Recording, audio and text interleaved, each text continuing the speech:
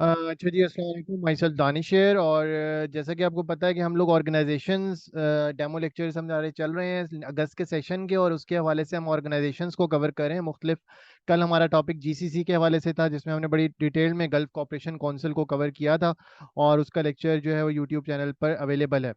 सो organisation कोई भी आपको वन पेपर पे करने के लिए बेसिक्स कुछ आपको जहन में होनी चाहिए। एक तो उसकी मेंबर स्टेट्स कितनी है ये पता होनी चाहिए, वो कब क्रिएट हुई ये पता होनी चाहिए। इसके अलावा जो मेंबर स्टेट्स हैं उनकी बेसिक इंफॉर्मेशन, लाइक उसका कैपिटल क्या है, उसकी करेंसी क्या है, उसका करंट हेड कौन सा है। इसके अलावा उस ऑर्गेनाइजेशन की सबमिट्स कितनी हो चुकी हैं, और उसके अलावा जो उस ऑर्गेनाइजेशन के सेक्रेटरी जनरल हैं, फर्स्ट वन कौन सा था, इनकम्बेंट कौन सा है, जो इनकम्बेंट है उसने किसको रिप्लेस किया, और सबमिट्स कितनी हो चुकी हैं, फर्स्ट सबमिट कहाँ हुई थी, और अभी रिसेंट समिट कहाँ पर हुई है, जो लास्ट समिट हुई है। तो इस तरह से ना मुख्तलिफ आपको मुख्तलिफ एंगल से ऑर्गेनाइजेशन को कवर करना है। और किसी ऐसी ऑर्गेनाइजेशन को जब आप कवर करने चाहें जिसमें स्पेसिफिकली पाकिस्तान है, तो सेक्रेटरी जनरल एंड समिट्स के साथ आपका पाकिस्तान भी आ जाएगा। जीसीसी को कल कवर करते हुए मैंने उसके साथ पाकिस्तान के एम्बेसडर्स भी इस वजह से डिस्कस किए थे, क्योंकि GCC is of prime importance for Pakistan, और एग्जामिनर उसके किसी भी 6 कंट्रीज में से किसी का भी इन्वेस्टर पाकिस्तान में या पाकिस्तान का उस कंट्री में इन्वेस्टर पूछ सकता है, क्योंकि रेमिटेंसेज का 50% जो है वो जीसीसी से ही हमारे एक्सपेट्रिएट्स जो हैं वो भेज रहे होते हैं। तो इस वजह से उसमें मैंने ये एक एडिशनल चीज भी डाल दी थी। आल्सो जीसीसी का पाकिस्तान पार्ट नहीं है, लेकिन इससे पहले जब मैंने ओआईसी की थी तो वहां पर मैंने ये मेंशन किया था कि कितने सेशंस पाकिस्तान में हो चुके हैं, कौन सा स्पेशल सेशन पाकिस्तान में हुआ है। तो ये सारी डिटेल्स, और कौंसिल ऑफ फॉरेन मिनिस्टर्स के कितने सेशन हो चुके हैं, तो इस तरह से होलिस्टिक वे में हम ऑर्गेनाइजेशंस को कवर कर रहे होंगे। अब आगे चलते हैं, प्रॉपर्ली स्टार्ट करते हैं। आसियान के हवाले से जी ये है कि क्रिएशन एंड मेंबर्स के हवाले से कि आसियान क्या, जो बेसिकली एक्रोनिम किस चीज़ का है। ASEAN is the acronym of association of south east Asian Nations. अगर आप मैप पे, अभी मैं इसके बाद आपको जस्ट इस स्लाइड के बाद आपको मैप के थ्रू एक्सप्लेन करूंगा मेंबर्स कंट्रीज की लोकेशन। तो आपको ये आइडिया होगा कि जो साउथ ईस्ट एशिया है पूरा, इसके पूरे 10 के 10 मेंबर एक्सेप्ट ईस्ट तैमूर को निकाल कर, ईस्ट तैमूर ने मेंबरशिप अप्लाई की हुई है और वो ऑब्जर्वर स्टेटस पे है सिंस 2004। लेकिन उसके अलावा जितने भी साउथ ईस्ट एशिया के कंट्रीज हैं वो सारे के सारे आसियान का पार्ट हैं। और उसके अलावा जो ईस्ट एशिया के 3 इंपॉर्टेंट कंट्रीज, वो ASEAN+3 फोरम का पार्ट है, जिसमें आपका चाइना आ जाता है, साउथ कोरिया आ जाता है, जापान आ जाता है। तो वो तीनों जो है वो ASEAN+3 फोरम के अंदर उनकी पार्टिसिपेशन होती है। और समिट्स के अंदर जो समिट होती है, इनकी 3 डेज की समिट होती है, उसमें उन तीन को भी सेकेंड डे इनवाइट किया जाता है। उसको आसियान रीजनल फोरम कहते हैं, ASEAN+3। तो जी टोटल मेंबर्स इसके 10 है। आसियान के जो टोटल मेंबर्स हैं वो कितने हैं जी, 10 है। और ये बेसिकली बनी कब थी, 8 अगस्त 1967 को बैंकॉक थाईलैंड में। थाईलैंड का कैपिटल है बैंकॉक, वहां पर इसकी क्रिएशन आई। और ये इंडोनेशियन प्रेसिडेंट जो उस टाइम के थे, सुकार्नो, जो अभी पीएमपीएमएस में क्वेश्चन भी आया हुआ था कि सुकार्नो कौन थे, तो इंडोनेशिया के प्रेसिडेंट थे। एक्स प्रेसिडेंट ऑफ इंडोनेशिया, उनका नाम था सुकार्नो। तो इसके अलावा उन्होंने बेंडोंग कॉन्फ्रेंस भी की थी, नॉन अलाइंड मूवमेंट, जो नेहरू जी के साथ मिलके उन्होंने जो है नॉन अलाइंड मूवमेंट का भी को भी ऑर्गेनाइज किया था, कि कंट्रीज बजाय किसी ब्लॉक का पार्ट बनने के इंडिपेंडेंट अपनी जो एग्जिस्टेंस है उसको शो करें। तो उसके पीछे भी माइंडसेट सुकार्नो का था। तो सुकार्नो और नेहरू और इस तरह से जमाल अब्दुल नासिर, तो ये बेंडोंग कॉन्फ्रेंस के अंदर, जो वो भी इंडोनेशिया का कैपिटल सिटी है बेंडोंग, वहां पर हुई थी 1955 में, नॉन अलाइंड मूवमेंट्स की। तो टोटल मेंबर्स इसके 10 हैं। आसियान डिक्लेरेशन, ये जो 8 अगस्त 1967 को ये साइन किस जैसे यूनाइटेड नेशन का चार्टर होता है, तो इस तरह से आसियान डिक्लेरेशन या बैंकॉक डिक्लेरेशन भी इसको कहते हैं, इसके तहत ये इसका क्याम अमल में आया था। और ये बेसिकली ओरिजिनली 5 फाउंडिंग मेंबर्स थे, उन्होंने साइन की थी। तो वो आपसे ये भी पूछ सकता है कि फाउंडिंग मेंबर्स कितने थे। टोटल मेंबर्स तो 10 है, फाउंडिंग मेंबर्स जो हैं वो आ जाते हैं Indonesia, Malaysia, Philippines, Singapore and Thailand. Got it. Indonesia, Malaysia, Philippines, Singapore and Thailand were the founding members of ASEAN. Brunei जो है, ब्रुनाई दारुसलाम ने ज्वाइन किया था जनवरी 1984 में। वियतनाम ने ज्वाइन किया था जुलाई 1995 में। लाओस एंड म्यांमार जो है वो उसके बाद 8th एंड 9th एंट्री थी रिस्पेक्टिवली जुलाई 1997 में। जैसे एससीओ में पाकिस्तान और India 7th and 8th entry थे 9th जून 2017 को। तो उस तरह से आप Laos and Myanmar were 8th and 9th entry, simultaneously इनकी एंट्री हुई थी जुलाई 1997 में। And Cambodia was the last country to join ASEAN, जिसको प्रॉपर मेंबरशिप मिली हुई है। पेंडिंग में अभी भी ईस्ट तैमूर की है, क्योंकि ईस्ट तैमूर की इंडिपेंडेंस इसके बाद हुई है, 21st सेंचुरी में हुई है। तो कंबोडिया जो है वो 1999 में ज्वाइन करने वाला लेटेस्ट मेंबर है। तो ये जी टोटल इसके 10 मेंबर्स हैं। तो ये इसका बेसिक इंफॉर्मेशन हो जाती है कि ये बनी कब थी। 8 अगस्त 1967 को कहाँ पर बनी थी? बैंकॉक, थाईलैंड में। Association of south east Asian nation है। इसके अलावा जो इन्फॉर्मेशन आपको पता होनी चाहिए, कमुलेटिवली 6 लार्जेस्ट जीडीपी बनाते हैं। 6 largest GDP of the world constitute करते हैं आसियान के कंट्रीज मिला के कमुलेटिवली। और उसके अलावा इसके जो फाउंडिंग मेंबर थे वो 5 थे: Indonesia, Malaysia, Philippines, Singapore and Thailand. अब फॉर फ्यू मिनट्स में इस स्लाइड को फिलहाल स्टॉप कर रहा हूँ और मैं आपको लेके जा रहा हूँ मैप पे, और मैं मैप पे आपको एक्सप्लेन करता हूँ इन कंट्रीज की position. Just a minute.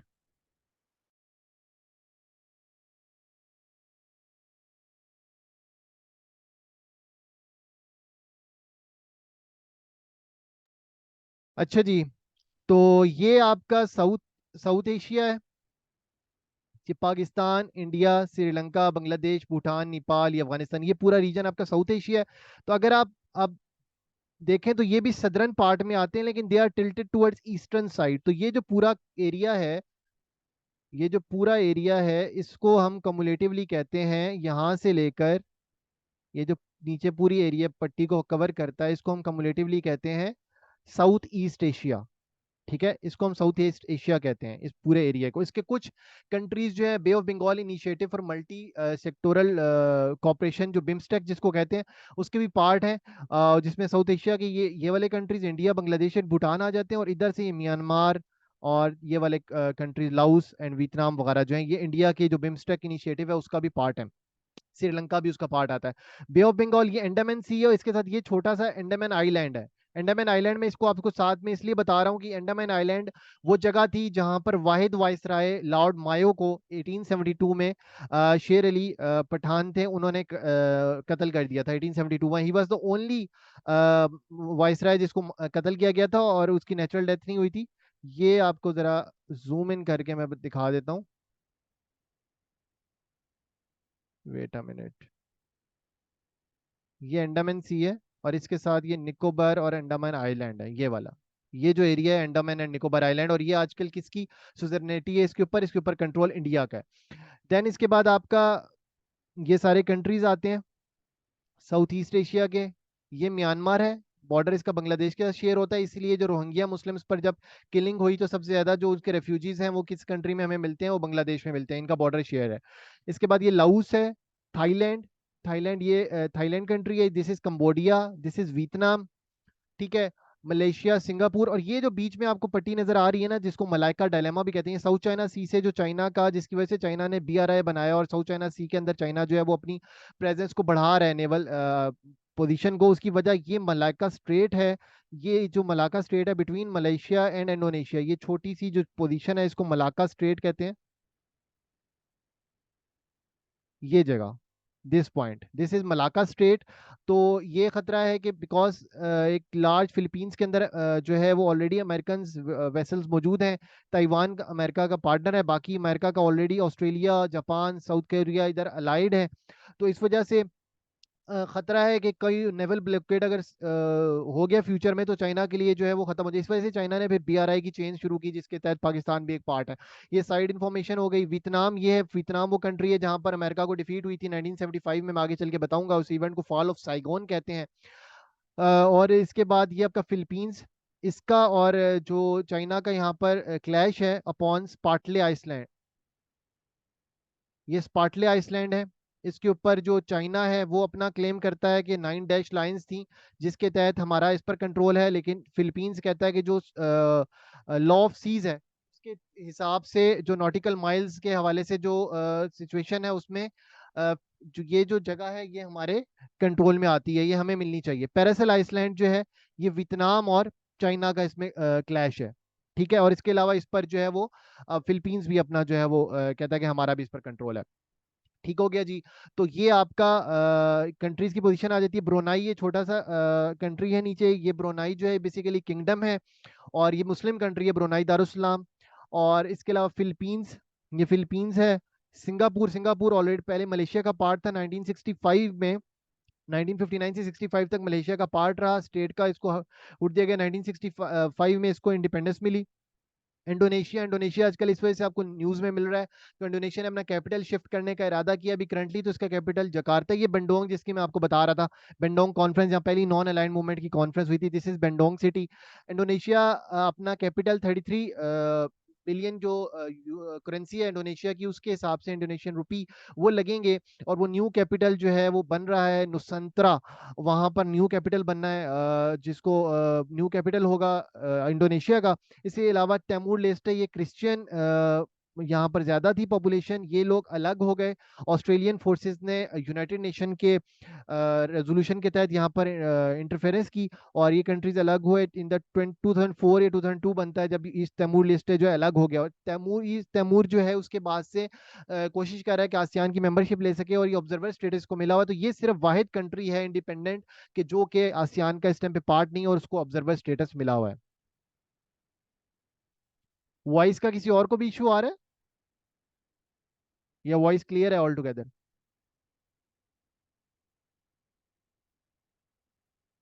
Voice clear है? मुबीन, आप अपना जो है ना वो नेट का कनेक्शन एक दफ़ा दोबारा देखो, दोबारा ज्वाइन करो, हो सकता है आपका नेट स्टेबल ना हो, बाकी किसी को भी इशू नहीं आ रहा।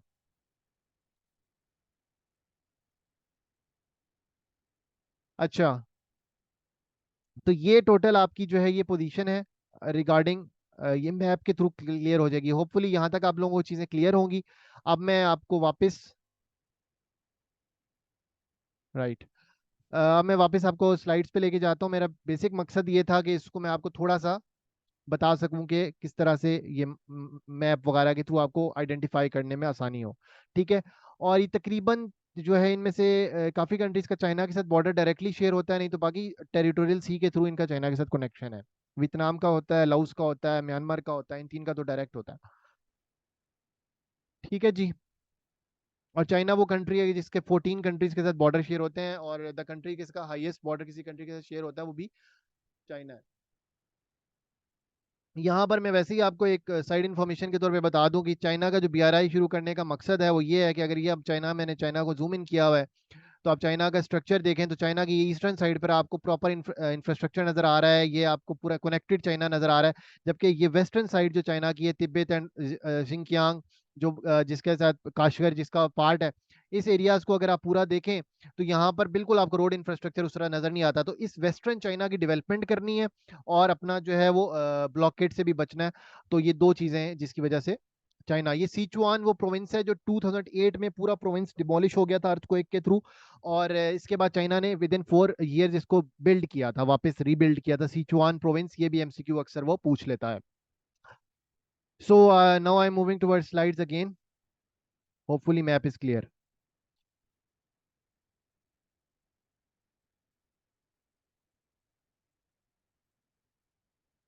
अच्छा जी, तो ये बेसिक मेंबर्स मैंने आपको अभी तक बता दिए, उसके अलावा जो मैप पे पोजीशन है कंट्रीज की वो आपको एक बेसिक इंफॉर्मेशन मिल गई है कि ये कहाँ पर कौन सा कंट्री लाई करता है, ताकि इन केस कल को आप देख रहे हो, आइडेंटिफाई करो मैप में, तो आपको परेशानी ना हो। और आप जब भी याद करने बैठो तो जो भी आपने चीज करना है तो फिर साथ लिंक्ड इवेंट करने हैं। अब जैसे मैंने मैप देखा तो मैप में मैंने अंडमान आइसलैंड से लॉर्ड मायो का इवेंट, ताकि क्योंकि जीके इतना वास्ट एरिया है कि आप कनेक्टेड चीजों को भी साथ साथ रिवाइज करोगे तो तभी आपको चीजें जो है वो याद हो रही होंगी। बाकी जो ज्योग्राफी है मैप के हिसाब से वहां मैं डिटेल में अलग से कराऊंगा, वो फिर मैं पूरे एरिया की जो कॉमन ट्रेड्स होंगी, कॉमन चीजें होंगी, इंपॉर्टेंट चीजें होंगी, यूनेस्को की हेरिटेज साइट्स होंगी, वो सारी चीजें आपको बता रहा हूँ। बाकी मैं कोशिश करूंगा कि जो ऑर्गेनाइजेशंस के अंदर जो स्पेसिफिकली कॉन्टिगुअस ऑर्गेनाइजेशंस हैं उसके अंदर जो जो कंट्रीज आ रहे हैं उनकी जो बेसिक बेसिक फीचर्स हैं, उनका गवर्नमेंटल सिस्टम हो गया, उनके प्रेसिडेंट का नेम हो गया, करेंसी होगी, कैपिटल हो गया, तो वो सारी चीजें आपको साथ साथ यहीं पर कवर की जा रही हूँ।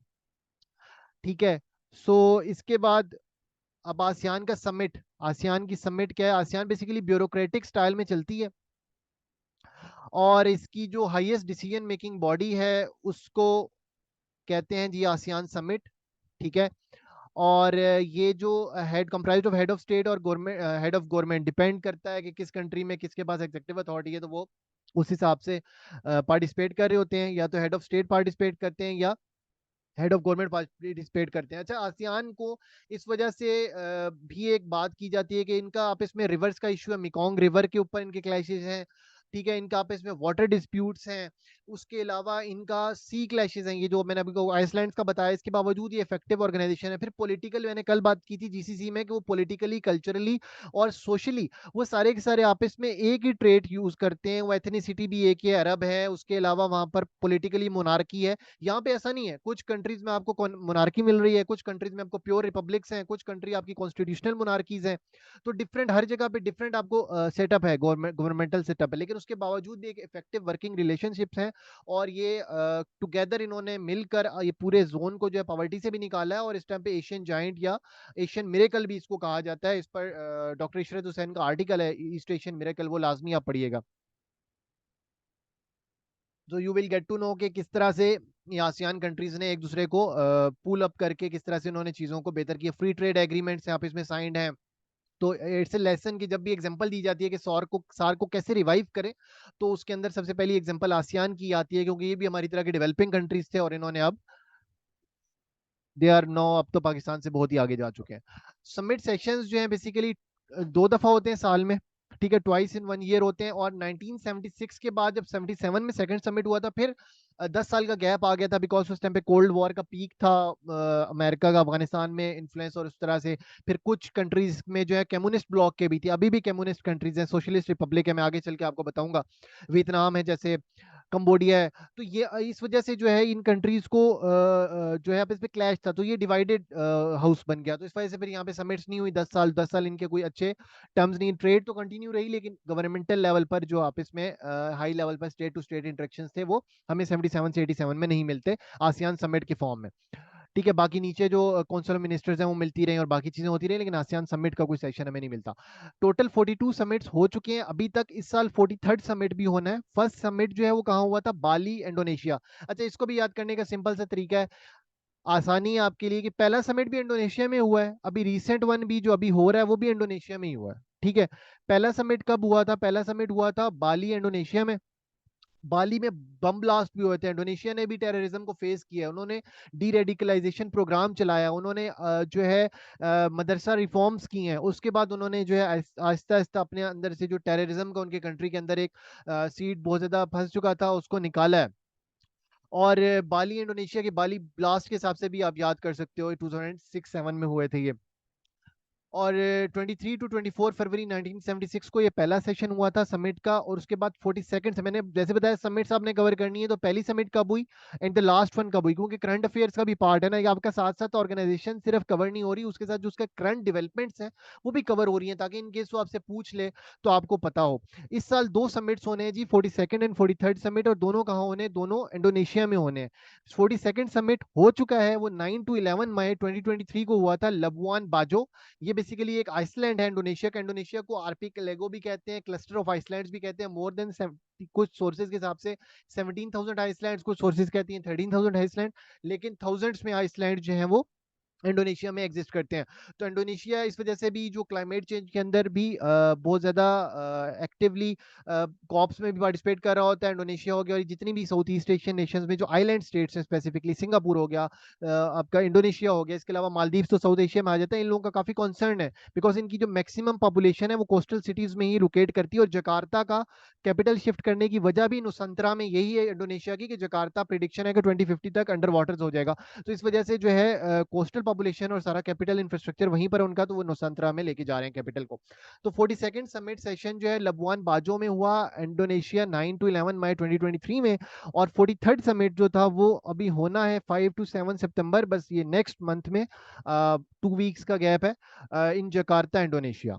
होपफुली यहाँ तक आपको क्लियर है मैप के थ्रू टोपोग्राफी, उसके अलावा मेंबर स्टेट्स का नाम, फाउंडिंग मेंबर्स कौन से हैं, ये हम डिस्कस कर चुके हैं।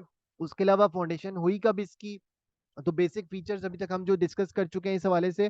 होपफुली आप लोग पेस को कीप अप कर रहे हैं, तो मुझे एक दफ़ा चैट में बस ओके लिख दें, ताकि मैं आगे फिर चल सकूं। होपफुली क्लियर होगा आपको, यहाँ तक क्लियर है तो एक दफ़ा चैट में ओके लिख दें आप लोग।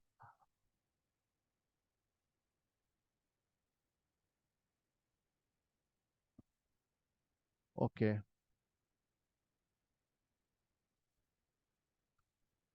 No moving towards the next slide, secretary generals of ASEAN इसके बाद मैंने डिस्कस किए हैं। बेसिकली किसी भी ऑर्गेनाइजेशन को कवर करने के चार जो बेसिक पिलर्स हैं, उसकी फाउंडेशन, क्रिएशन कब हुई, वो चीज़ पहले हमने वो एरिया किया, मेंबर स्टेट्स वगैरह वो उनका लिया, बेसिक डिटेल्स पता कर ली, मैप के थ्रू लोकेशन आइडेंटिफाई कर ली।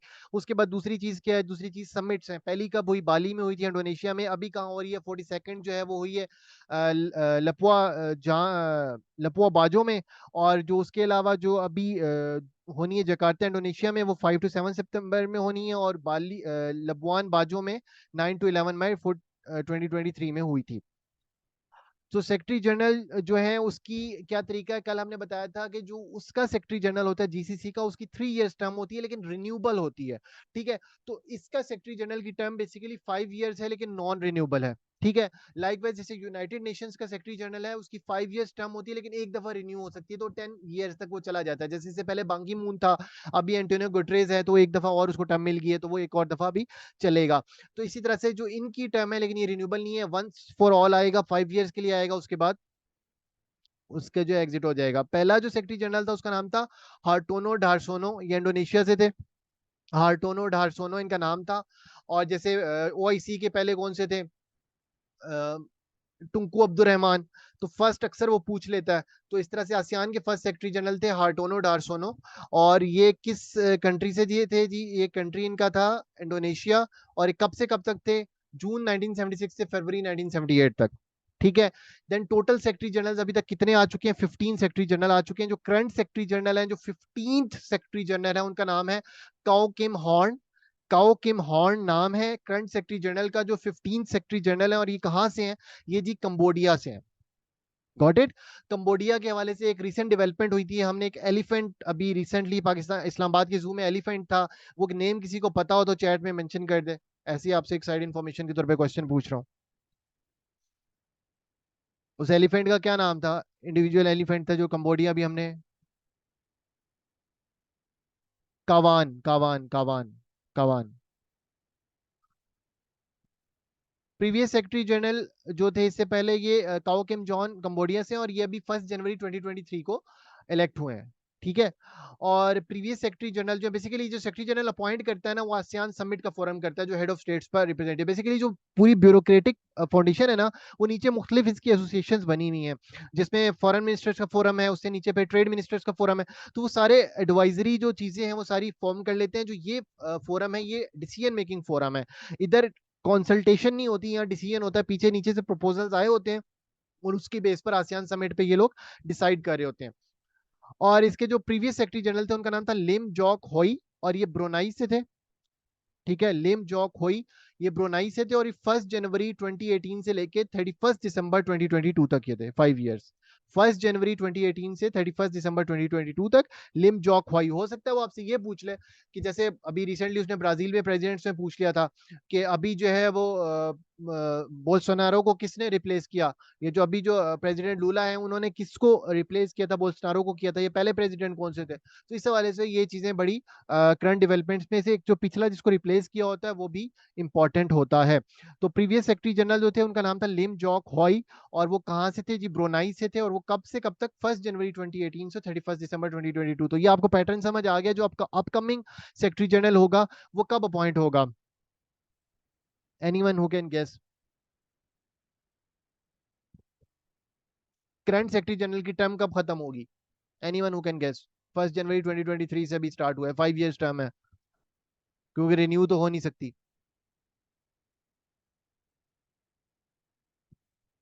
31 दिसंबर 2027 को जो करंट सेक्रेटरी जनरल है उनकी टर्म एंड हो जाएगी। और उसके बाद फिर आपके जो नेक्स्ट सेक्रेटरी जनरल है, जो कि 16th सेक्रेटरी जनरल होगा, वो अपॉइंट हो जाएगा। Got it.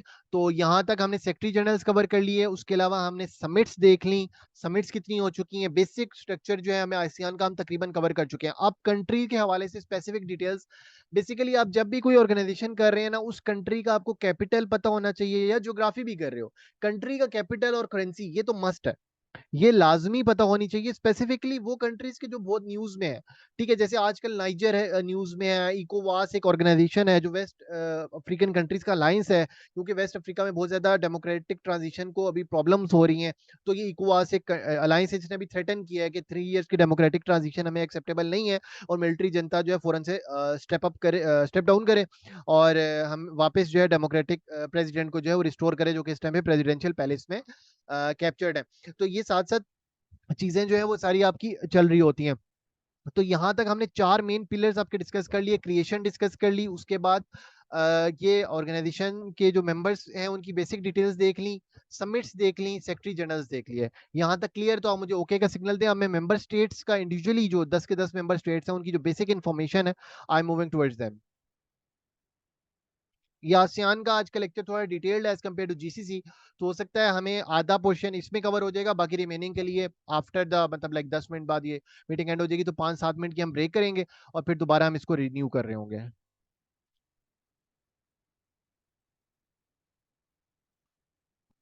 अच्छा जी।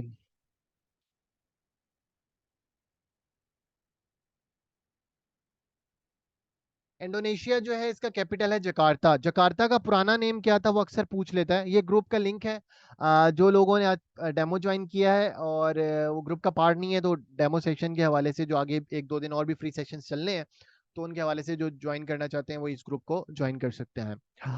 और कैपिटल जो है इंडोनेशिया का वो जकार्ता है।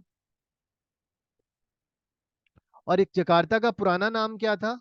बटाया। जकार्ता का पुराना नाम था बटाया। ठीक है। और अभी करंटली इंडोनेशिया का कैपिटल क्या है जी? नुसांतरा है, जिसको भी बना रहे हैं, अभी बना नहीं है। जैसे 1959 में डिसीजन हो गया था कि इस्लामाबाद को कैपिटल बना रहे हैं, लेकिन कराची से कैपिटल कहाँ गया? पिंडी। पिंडी कितने साल रहा? 8 साल रहा। 1967 में फॉर्मली इस्लामाबाद कैपिटल बन गया। तो इसी तरह से भी नुसांतरा को बिल्ड किया जा रहा है, ये नई यूनिवर्सिटी बन रहा है। अभी तक जकार्ता ही है, लेकिन वो आपसे पूछे कि न्यू कैपिटल किसको डिसाइड कर दिया गया है, तो दैट इज नुसांतरा।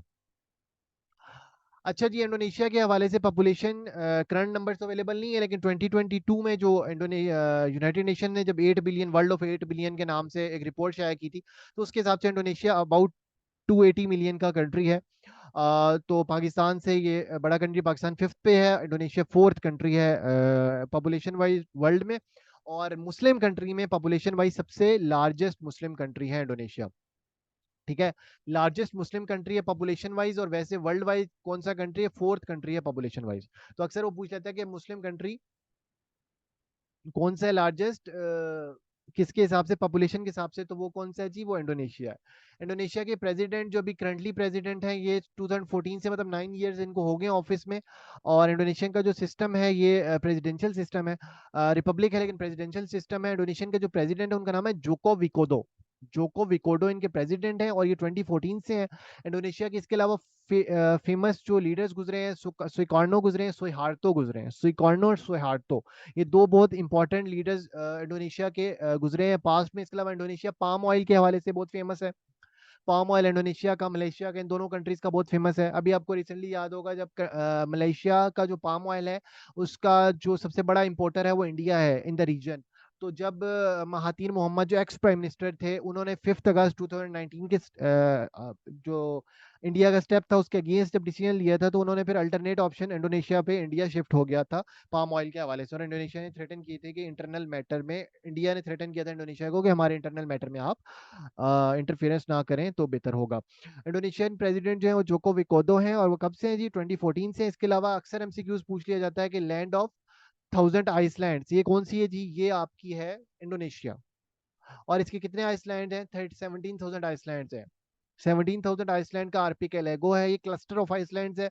और इसको लैंड ऑफ 1000 आइसलैंड्स कहते हैं। इसकी करेंसी जो है इंडोनेशियन रुपया। इसके ये भी बहुत इंपॉर्टेंट एमसीक्यूज है कि अक्सर वो पूछता है कि कितने कंट्रीज के, ये मैं आपको वैसे ही ग्रुप में शेयर कर दूंगा उन कंट्रीज के नेम के जिन कंट्रीज की करेंसी जो है वो रुपीज है। 8 कंट्रीज इन द वर्ल्ड है जिनकी करेंसी रुपीज है। ठीक है, तो it might be astonishing for you, लेकिन 8 कंट्रीज हैं वर्ल्ड में जिनकी करेंसी रुपी है। Indonesia is also one of them, Pakistan is also one of them.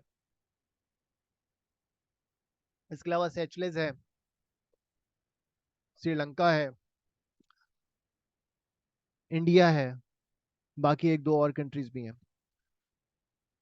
Hope so यहाँ तक क्लियर होगा आप लोगों को। क्लियर है तो आप एक दफ़ा ओके बोल दें। इंडोनेशिया तक।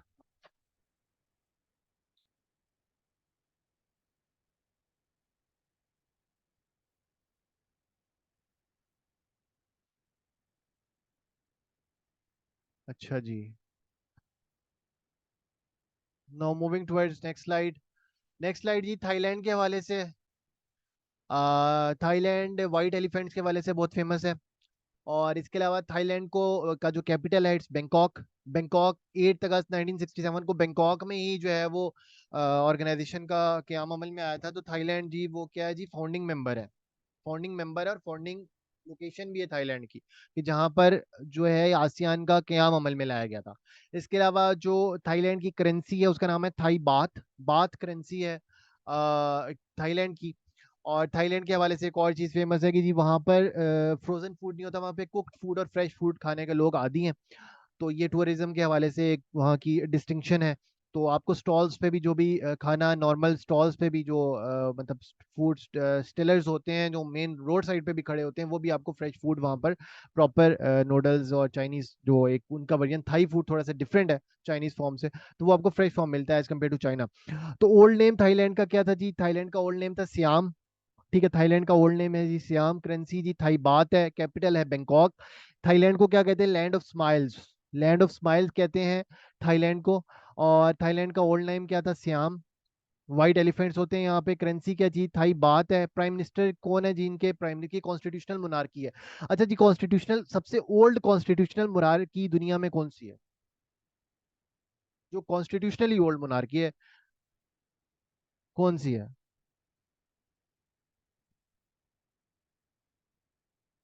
एनीवन? कॉन्स्टिट्यूशनल ओल्ड मोनार्की कौन सी है दुनिया में सबसे? जापान, जापान सर, जापान इसका। UK, UK, UK. UK mother parliament भी यूके की, और constitutional monarchy head of state जो है वो वहां पे क्राउन है, किंग हो या क्वीन हो वो होगा। अच्छा, प्राइम मिनिस्टर जो है प्रायुत चैन ओचा, ये प्राइम मिनिस्टर हैं सिंस 2014। और यहाँ पर जो सिस्टम इन फोर्स है कॉन्स्टिट्यूशनल मोनार्की। कॉन्स्टिट्यूशनल मोनार्की का मतलब ये होता है कि हेड ऑफ स्टेट एक किंग होता है, लेकिन नीचे आपका पार्लियामेंट्री सिस्टम होता है, प्रेसिडेंशियल सिस्टम नहीं होता।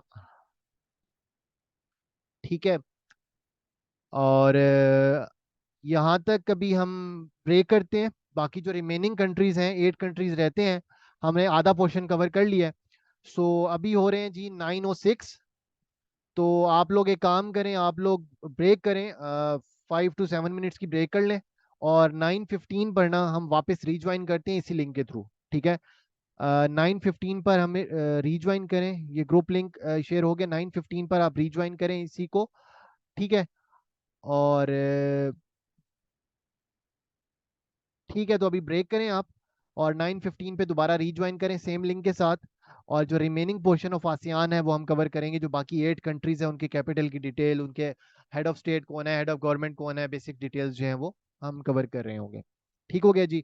तो अभी अब ब्रेक करें, उसमें फिर क्वेश्चंस आंसर्स भी उसी के अंदर ही कर लेंगे। जो रिमेनिंग पोर्शन कवर करने के बाद जो आपको लेक्चर से रिलेटेड क्वेश्चन होगा, सेशन से रिलेटेड क्वेश्चन होगा, कुछ भी आप पूछना चाह रहे हैं तो वो आपका उसी के अंदर कवर हो जाएगा। ठीक है जी। सो यहाँ तक हमारा पहला पार्ट आधा लेक्चर हो गया। आधा लेक्चर हम फिर ब्रेक के बाद करते हैं। तो आप 9:15 पर वापस रिज्वाइन कर लीजिएगा, ताकि जो है वो क्लास हम टाइमली स्टार्ट कर सकें। तो अभी ब्रेक कर लें 5 to 7 मिनट्स की, और 9:15 पे दोबारा आ जाए। Thank you.